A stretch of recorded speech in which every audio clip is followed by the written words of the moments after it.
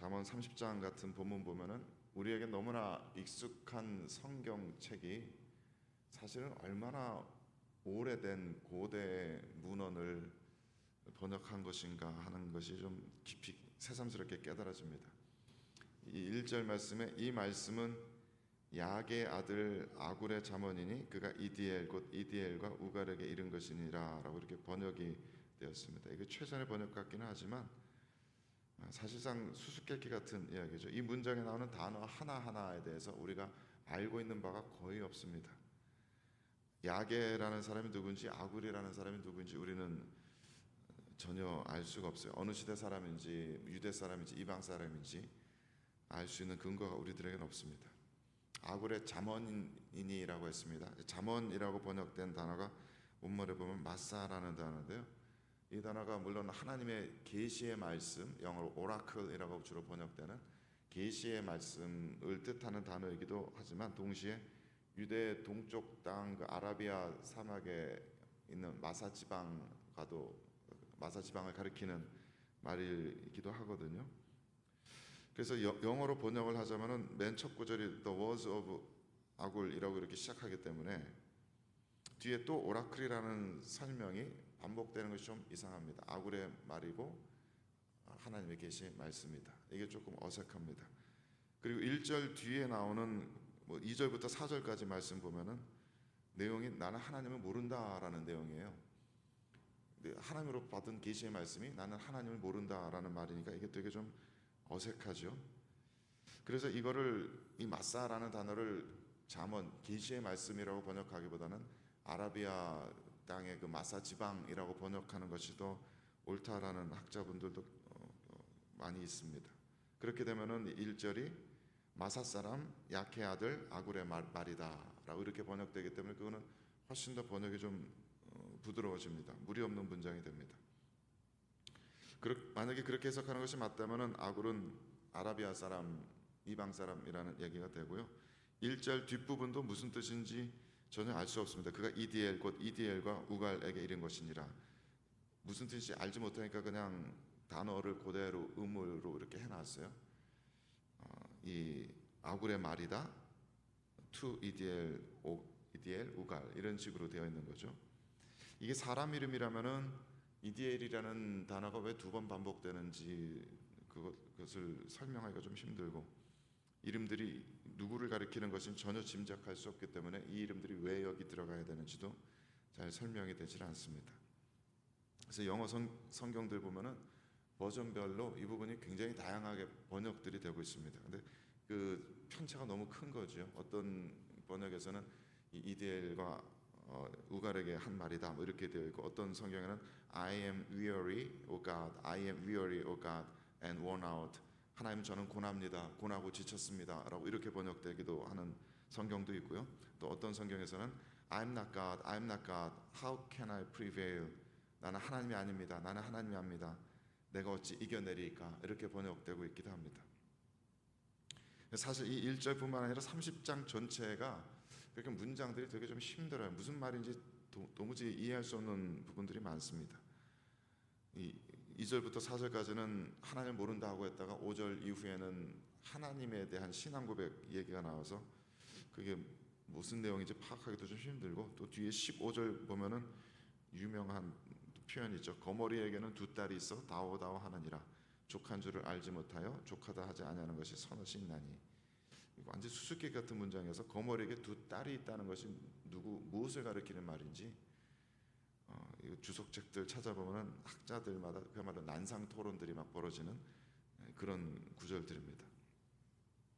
1절 말씀에 1절 번역의 여러 가지 다양한 번역들 중에 제일 말이 되는 것처럼 보이는 것은 제가 보기에는 더 메시지 성경인데 여기서는 1절 후반부를 이렇게 번역하고 있어요. There is no God, there is no God, I am exhausted.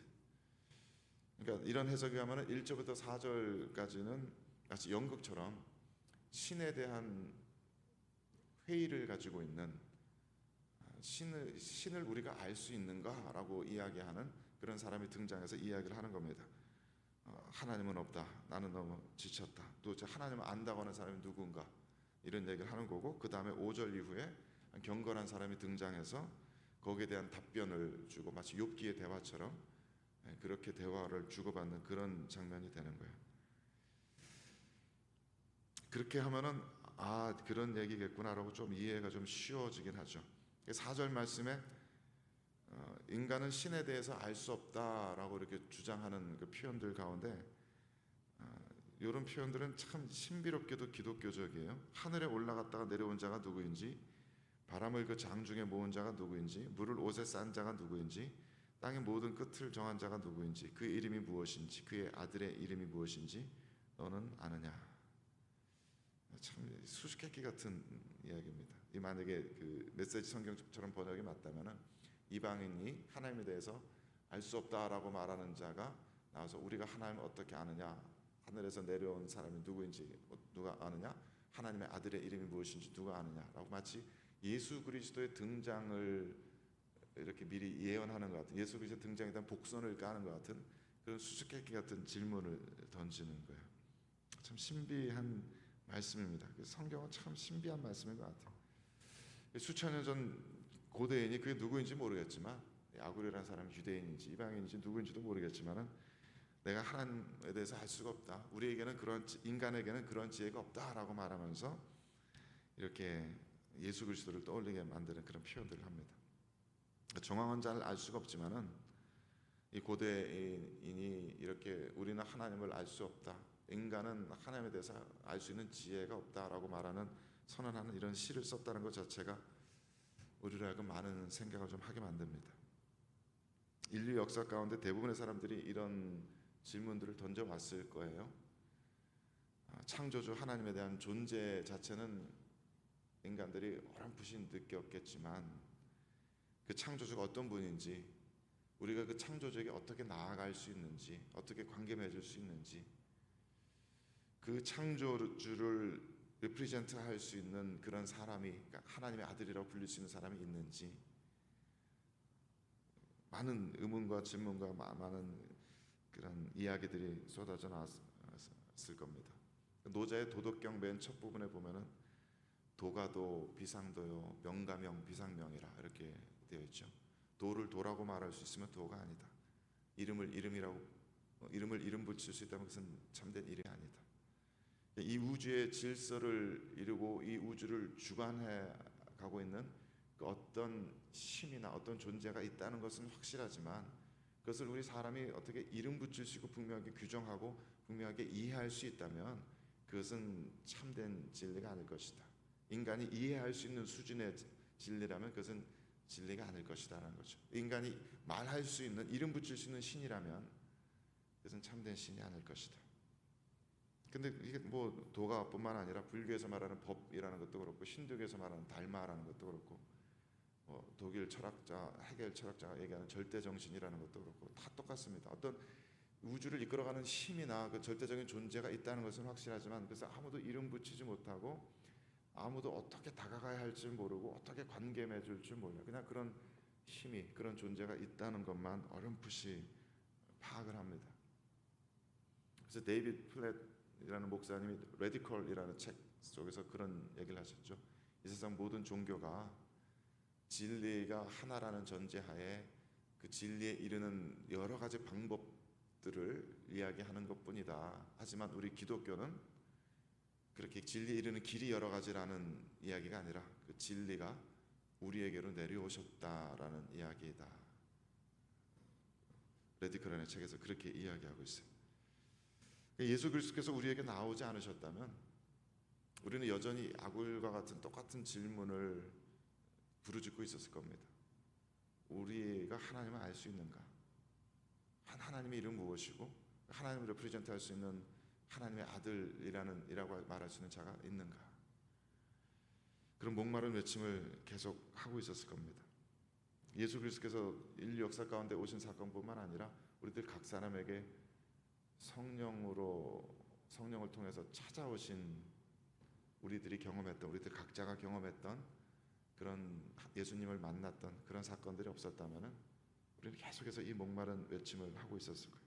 창조주에 대해서, 신에 대해서 저마다 제가 각각 다른 의견들을 가지고서 진리를 찾기 위한 방황을 계속 해야만 했을 겁니다. 그의 아들의 이름이 무엇인지 너는 아느냐라고 울부짖는 이 시 속의 화자의 질문에 대해서 우리는 아멘이라고 말할 수 있는 거죠. 우리는 하나님의 독생자 이름을 압니다. 우리는 하나님을 알고 어떻게 하나님 앞에 나아갈 수 있는지 압니다. 어떻게 하나님 앞에 기도할 수 있는지 알고 어떻게 하나님을 예배해야 하는지 압니다. 하나님께서 지금 이 순간 나의 안에 계시고 지금도 나의 삶을 함께 동행해 가고 계시다는 것을 나는 압니다 라고 우리는 이렇게 말할 수 있는 겁니다. 이 아굴의 질문에 대해서 예수 그리스도께서 답을 해주시는 것이죠. 예수 그리스도만 성경에 기록된 대로 하나님의 영광의 광채시요 그분의 본질의 형상이라고 우리는 믿습니다. 그분이 어떤 말씀을 하셨는지, 그분이 어떤 삶을 사셨고 우리들에게 무엇을 어떤 삶을 원하시는지, 우리에게 어떤 미래의 소망을 가져다 주시는지 우리는 성경을 통해서 분명히 그것을 배우고 믿음으로 받습니다. 우리가 누리고 있는 이 신앙의 특권은 정말로 놀라운 특권입니다. 아직도 신이 어디 있느냐, 창조주가 어디 있느냐라고 말하는 세상 사람들 앞에, 지금 이 시대에도 그런 질문들을 던지고 있는 세상 사람들 앞에 우리는 해줄 수 있는 대답들이 분명히 있는 겁니다. 그리고 그런 답을 주어야만 합니다. 이 세상을 향해서 우리들이 그런 답을 줄 수가 있습니다. 엊그제 모처럼 주일 예배 마치고 또 당회까지 있어서 몸 많이 피곤했지만 저녁에 어떻게 어찌어찌 하다 보니 가족들이 둘러앉아서 그런 얘기들을 좀 나누게 됐어요. 우리 아들이 LA에 선교 컨퍼런스를 다녀와가지고 그 얘기를 하다가 아들이 가지고 있는 많은 그런 신앙적인 질문들, 프리데스틴이라는 것이 뭐냐, 하나님의 예정교리라는 게 도대체 뭐냐, 예배라는 것은 뭐고 어떻게 드려야 되는 것이고, 그런 얘기들을 모처럼 진지하게 길게 나눴습니다. 얘기 나누면서 이 아들에게 그런 전달해 줄 수 있는 말이 있다는 게 너무 감사했어요. 아들이 그 또래 다른 청년들 같이 질문을 가지고 있고, 저는 그 다음 세대 아이들에게 해줄 수 있는 답이 있다는 게 너무 감사했습니다. 그리고 그렇게 권면했죠. 예수님이 정말 어떤 분이신지, 그분이 어떻게 우리의 삶을 원하시는지, 우리가 그분께 어떻게 예배를 드려야 하는지, 아빠 엄마의 말만 듣고 그냥 그런가 보다 하지 말고 성경을, 그 질문을 가지고 한번 좀 읽어봐라. 성경에 답들이 다 있다. 네가 너 스스로의 답을 찾아야 된다. 아빠의 예배는 아빠의 예배지만 너의 예배는 뭐냐, 너의 하나님은 어떤 분이냐, 이렇게 도전을 할 수가 있었어요. 우리에게 생명이 있는 한 우리 주변의 모든 이들에게, 우리 자녀들에게 우리가 받은 이 진리를, 이 고대 사람들보다 애타게 찾아왔던 그 질문들에 대한 답을 우리는 계속해서 물려주어야 하겠습니다. 그게 우리들의 사명입니다. 다른 건 몰라도 그거는 우리가 할 수 있어야 됩니다. 지금 이 순간에도 참 진리에 대해서 목말라 하고 있는 이들이 얼마나 많이 있을까요? 우리 주변에 이렇게 진리에 대해서 목말라 하며 이 삶의 어려움 가운데 부딪혀서 도대체 어떻게 이 어려움을 이겨나가야 하는지, 그 인생의 진리에 대해서 목말라하는 이들을 위해서 오늘 이 아침에 함께 기도하고, 또 그들에게 모든 인생의 질문에 대한 답이 있는 하나님의 말씀을 권하고 또 전할 수 있는 그런 우리 모두가 될 수 있게 되기를 주님의 이름으로 축원드립니다. 함께 기도하겠습니다.